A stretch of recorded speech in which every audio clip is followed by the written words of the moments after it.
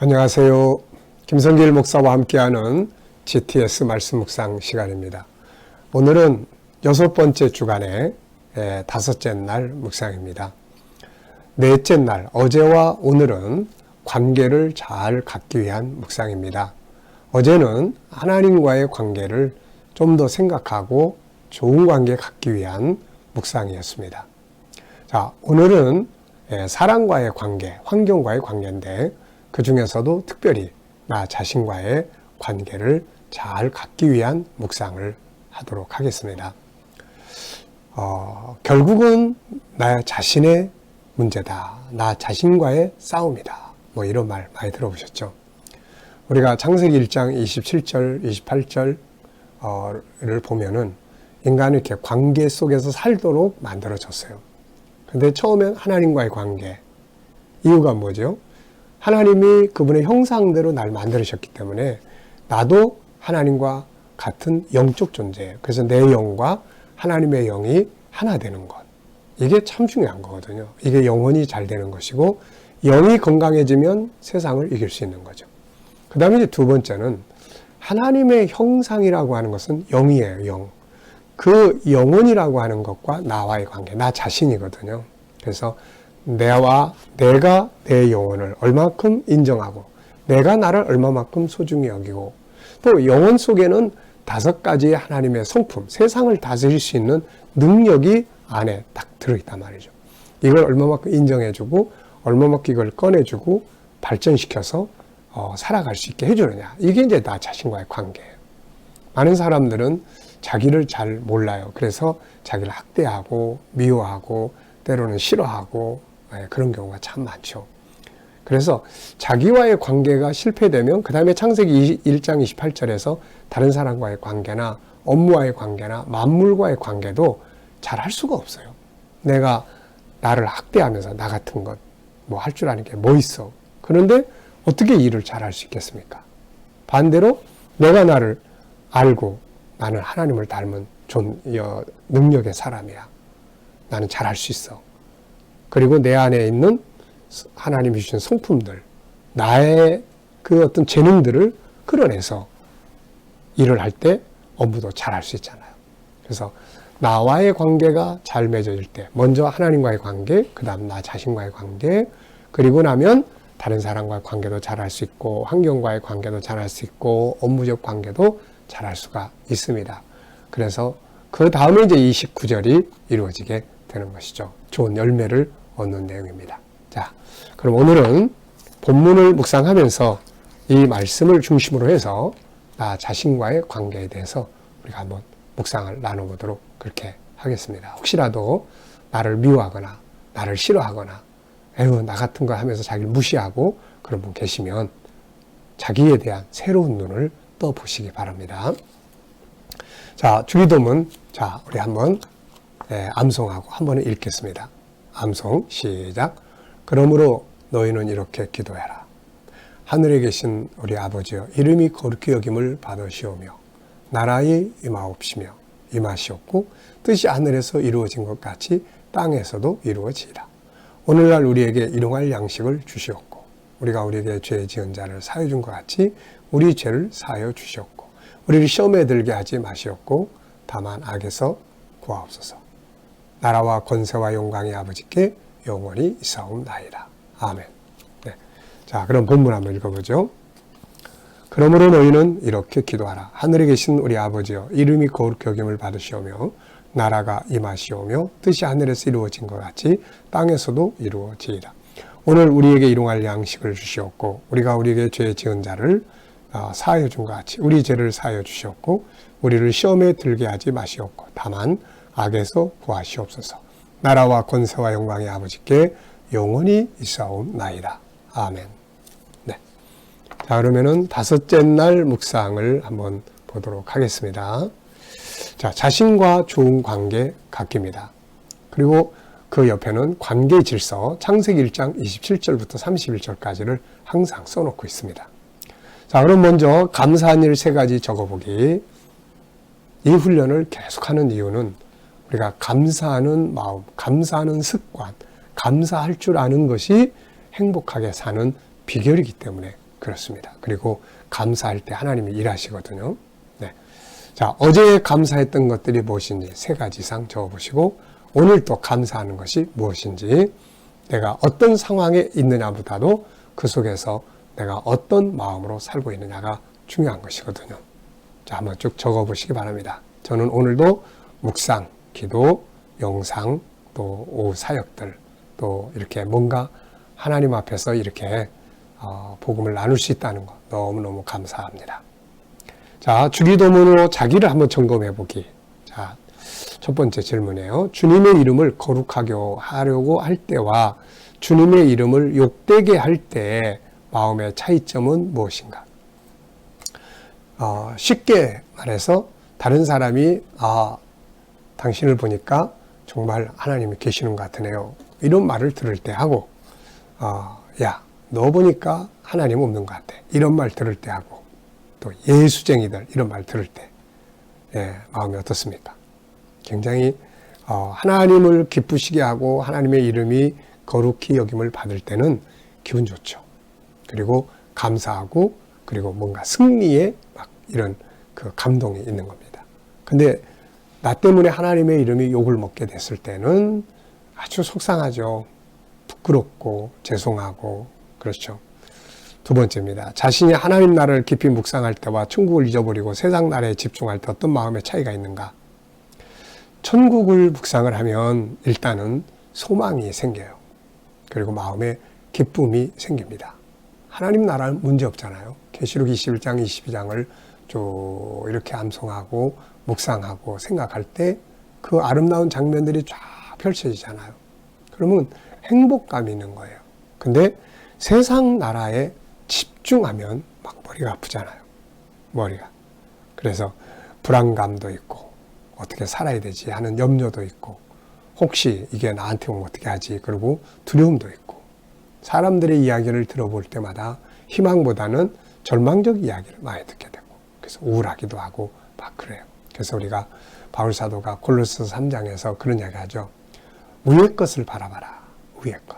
위의 것을 바라봐라. 위의 것. 하늘의 것을 바라보고 살아야 이 땅에서 머리 아프지 않습니다. 자, 그 다음에 하나님의 뜻을 위해 자기 버릴 때와 하나님의 뜻을 알면서도 무시하고 갈 때 어떤 마음의 차이가 있는가? 우리가 살아가다 보면은 이런 경우 가끔 있어요. 어떤 일을 만났을 때 말씀이 딱 떠올라. 이렇게 해야지. 그런데 이익을 먼저 생각을 해서 이 시간만, 이번만 그냥 지나가자. 이러고 갈 때가 종종 있거든요. 어때요? 근데 또 때로는 그래, 하나님이 원하시는 대로 하자. 내가 좀 더 손해봐. 이 상황에 벌어졌을 때 마음의 차이점. 뭔가 하나님의 뜻을 따라가기 위해서 나를 내려놓고 비우고 손해를 조금 보면 물질적으로 손해를 볼 수는 있지만 마음은 엄청 기쁘고 행복한 거죠. 이게 기쁨이 와요. 그런데 뭔가 이익을 더 얻으려고 하나님의 뜻을 딱 무시하고 지나가면은 마음이 영 불편하죠.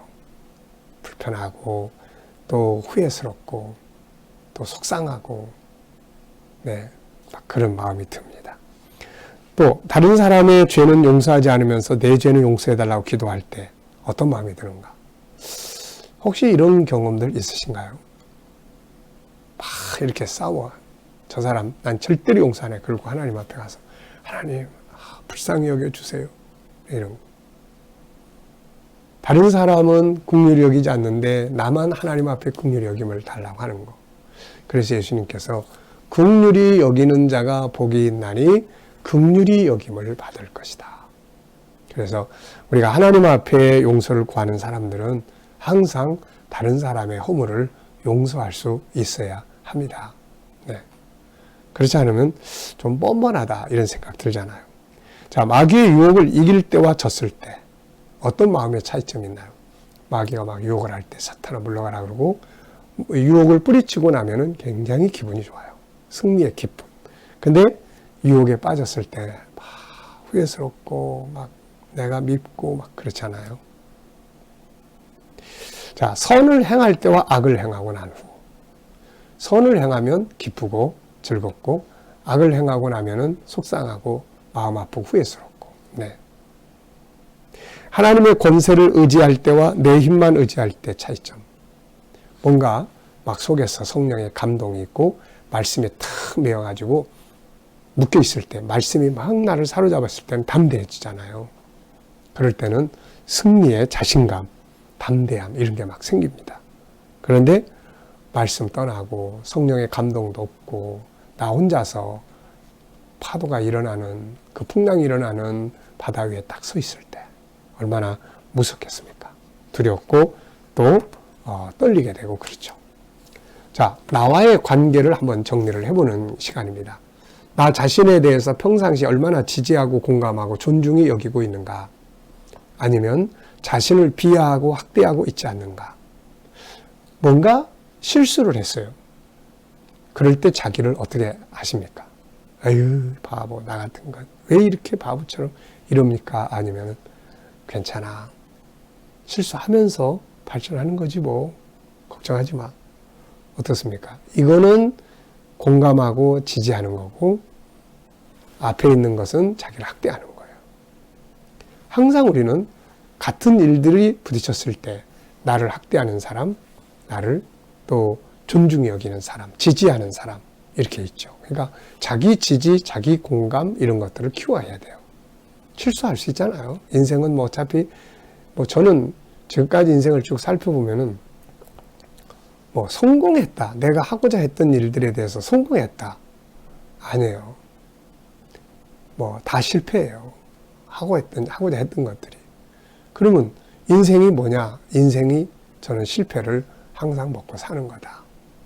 그 속에서 또 발전하고, 그 속에서 또 발전하고, 발전해서 또 뭔가 하다 보면 또 실패하고, 그걸 바탕으로 해서 또 몸부림치고, 또 가고, 그러고 나면 또 승리한 것 같은데, 또 나중에 보면은 또 새로운 일을 진행할 때 안 되고, 실패하고.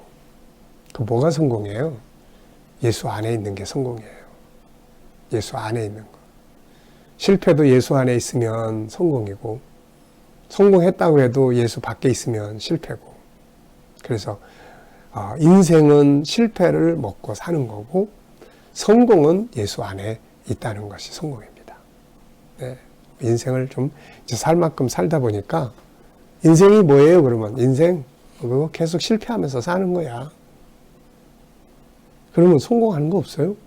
그거 예수님 알고 예수님 믿고 예수 안에 사는 게 성공이야. 이거밖에 대답할 말이 없어요. 네. 그래서 자기 비호하지 말고 자기 학대하지 말고 자기 지지하고 격려할 줄 알아야 돼요. 자, 자기를 존중하기 위한 방법. 네, 이 밑에 15가지 써놨어요. 항상 이거 외우세요.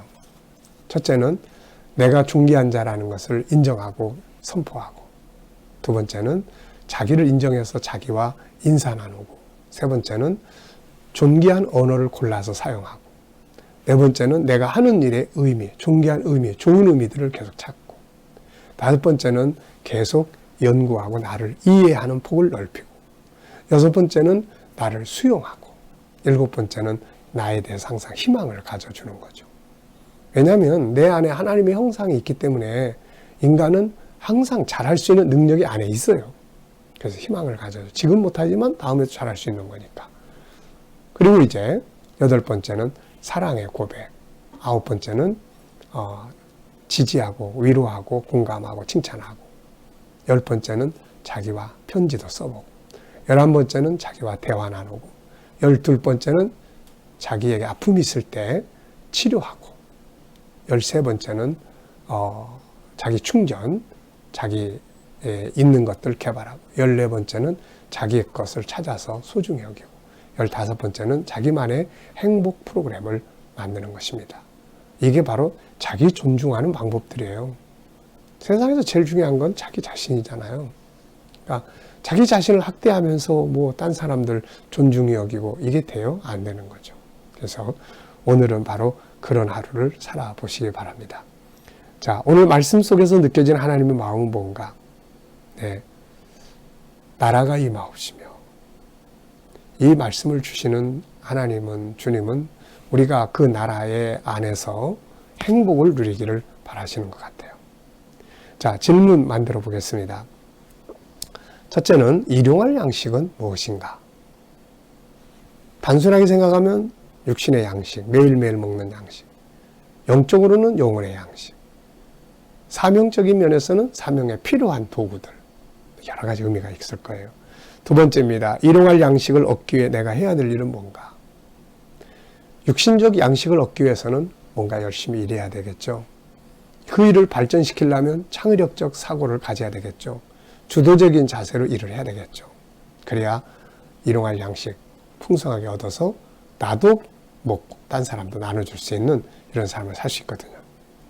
영적인 양식을 얻기 위해서는 말씀 묵상, 말씀 읽는 일, 말씀 묵상하는 일을 계속 해야 되겠죠. 그리고 사역의 도구들을 얻는 일이라면, 도구들이라면은 그것을 얻기 위해서 열심히 기도하고 일하고 양육하고 훈련하고 이런 거 해야 되겠죠. 네. 자, 오늘은 과제가 나의 마음을 더 이해하고 지지하고 이루하며 존중히 여겨보고 칭찬하고 격려하며 자기와 좋은 대화를 나누는 날입니다. 자, 여러분 오늘도 자기를 존중하면서 좀 부족함이 드러나도 지지하고 격려하면서 복된 하루를 만들어 가시기 바랍니다. 기도하겠습니다. 주님 감사합니다. 오늘은 나 자신과의 관계를 좋은 관계 갖기를 위한 묵상을 함께 했습니다. 하루 살아가면서 부족한 나의 모습 나타나도 그 안에 들어있는 참 나를 보고 위로하고 지지하고 공감하며 살아갈 수 있게 하여 주옵소서. 주님 오늘도 우리 자녀들과 친척들 또 이웃들 동료들 중에 믿지 않는 자들 주께 돌아와 구원받게 하시고 또 그리스도 안에 있는 우리 자녀들과 성도들 살아가는 현장에 함께 하셔서 오늘도 코로나 바이러스로부터 머리털 하나 상하지 않도록 지켜주시고 하나님 또 저희들이 믿음으로 일하는 직장과 사업장들이 형통하게 하여 주시옵소서. 새로운 일터를 구하는 자녀들에게 은혜 주셔서 가장 아름다운 직장들이 나타날 수 있도록 하나님 은혜 베풀어 주시옵소서. 저희들이 가진 꿈과 비전들이 주 안에 다 이루어지게 하여 주시옵소서. 치료받는 우리 성도들에게 주의 능력의 만지심이 함께 하셔서 모든 질병에서 속히 자유함을 누리게 하여 주시옵소서. 이 나라와 민족을 붙들어 주시고 오늘도 이 땅에서 하나님 코로나 바이러스가 속히 소멸되도록 복 내려 주시옵소서. 나라의 지도자들이 지혜와 총명을 가지고 이 나라를 바른 길로 이끌어가게 하여 주시옵소서. 주님, 세계 곳곳에 있는 선교사님들과 저들의 사역 가운데 함께 해주시고 이슬람권, 힌두권, 공산권, 불교권에서 핍박받는 교회와 주의 백성들을 능력 가운데 지켜주시고 승리하게 하여 주옵소서. 오늘도 우리의 삶의 현장에서 이루어지는 하나님의 나라 가운데서 복되게 살게 하여 주옵소서. 예수님의 이름으로 감사하며 기도하옵나이다. 아멘.